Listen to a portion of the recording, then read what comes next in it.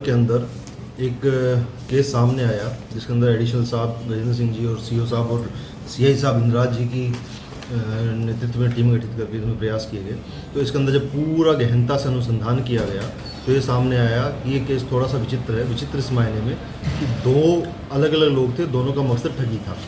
एक जो पक्ष था वो तो है रणवीर सिंह और उसके साथ मान सिंह। उन्होंने जो यहाँ पे लेडी थी सीमा महाराज, उसको ये प्रलोभन दिया कि हम धनवर्षा कर सकते हैं, अगर हमें आप पूजा पाठ के लिए बुलाते हैं, हम पूजा पाठ करेंगे, उसके बाद धनवर्षा कराएंगे। इसके लिए उन्होंने उसको एक वीडियो भी भेजा जिसमें उन्होंने क्लेम किया गया कि साहब इस तरह से हम पूजा करते हैं और धनवर्षा कराते हैं।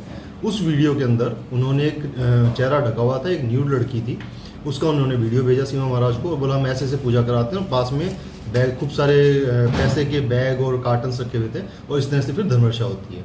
ये कह के वो यहाँ पे सीमा महाराज के पास में आए।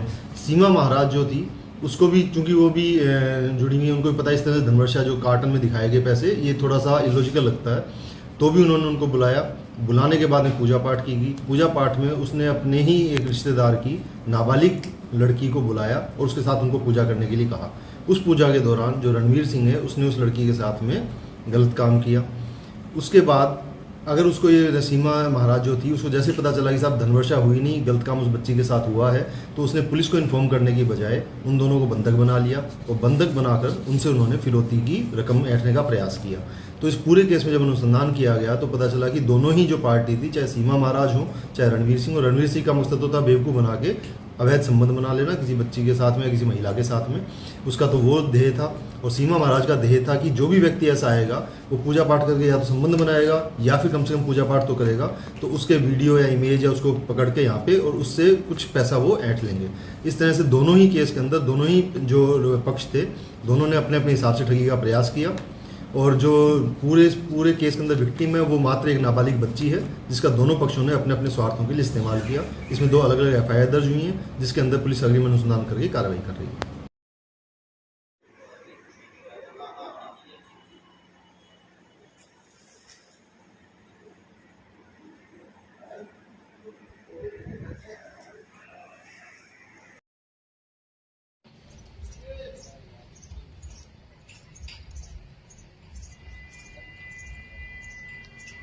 मैं कर रहा हूँ थाने।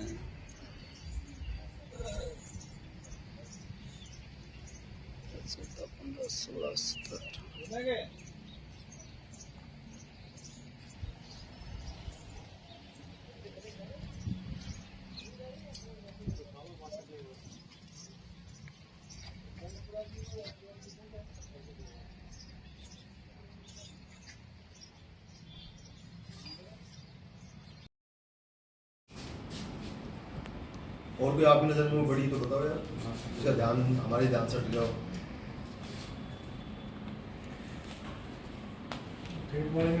हम भी लगे हुए हैं, AGTF भी लगेंगे, सभी लगे हुए हैं। विदेश वाले में तो हमारे भी आठ लगे। बाकी हाँ जो भी कार्रवाई हो तो करवाएंगे। AGTF में दिनेश आनंद सर है, वो खुद ये फोटो प्रेस नोट के लिए ग्रुप में भेजोगे क्या? ग्रुप में उसमें आ जाएगी।